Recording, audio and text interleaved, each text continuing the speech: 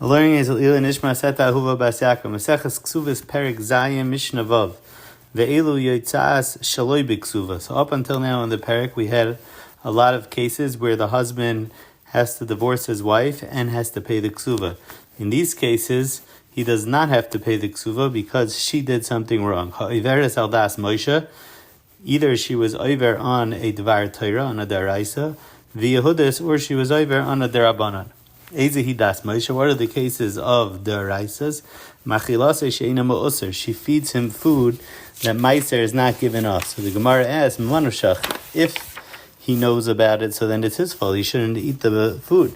And if he doesn't know about it, so how do you find out at the end? So the Gemara says that she said that a kohen was masaking this pile for me, and then he went and he asked the kohen, and it found out that she is lying. The second case of the mission is Misham Shasa Nida. So she was a Nida, and she didn't tell him. Either it could be the same thing, that she said that Pliny Chacham was Tierli, and then he goes and he asks the Chacham, and she was lying. Or the Rav brings down the other teretz of the Gemara, that the neighbors knew that she was Anida from the clothes that she was wearing, and she didn't tell her husband. The third case is the Leikaitza Lachala, very similar to the first. The first one was she didn't give off Meiser, here she didn't give off Chala. And the fourth thing is Neideres Ve'ina Mikayemes, she makes Nidarim, and she's not Mikayim them.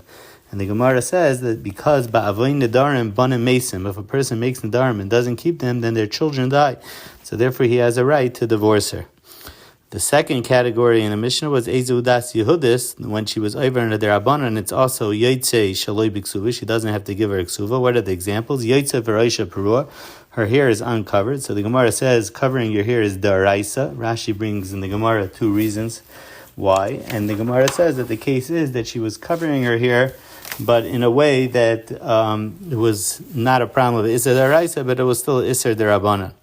The second case in the Mishnah where she was over in Isser Derabana was that she was Tava B'Shuk, she was spinning in the Shuk, and the reason is because she uncovers her arm. The third thing is Midaberes in Kol Adam. She was speaking with people. The Gemara says that she was Misachekes im Habachim.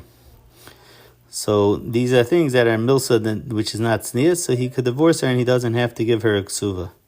Abishal Oimer Af HaMekaleles Yoldov Bifanav. Even if she curses out his father in front of him, the Rav says Bifnei Baila, the Gemara says Bifnei Yaldav in front of the children. Reb Tarfin Oimer Af HaKoilanis, even someone who's a Koilanis, she has a loud voice. Ve'izahi Koilanis, what are we referring to? Shehi Medaberes B'Seich Beisa V'Shchineha Shoimim Koila.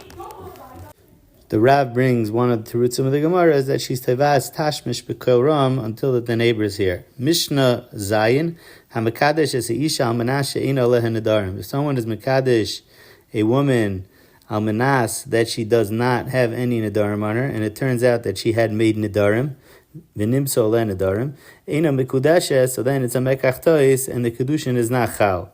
The Rav brings from the Gemara, one of the terutzim of the Gemara that we're talking about, even over here, that it's dafka nedarim that shaloi toich al basar v'shaloi tishtayayim v'loi tiskasha b'big day tzavainim. She made one of these nedarim that she's not going to eat meat or drink wine or be miskasha with big day tzavainim.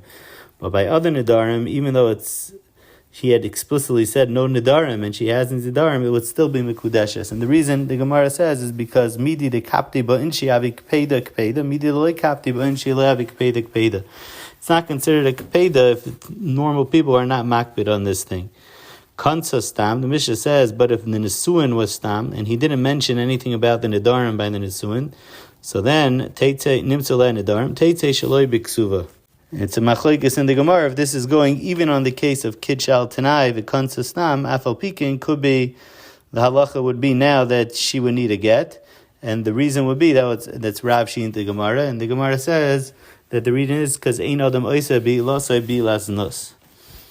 The second half of the Mishnah is a copy of the first half of the Mishnah, just instead of Nedarim, it's Mumin. So either he says Almanashim ba Mumin and Nimsa ba Mumin ain't begudeshes. If he means Kaddish Almanach that she has no Mumin, it turns out she does have Mumin, it's not begudeshes.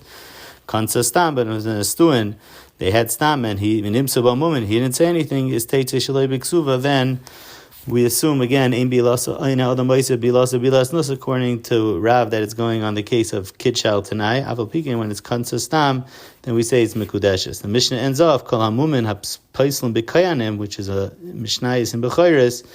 The specific mumin that passel by a Bechar is Paislois B'Nashim. The Rav adds on from the Gemara brings down that Haisifa Aleim by an Isha, there's other mumin.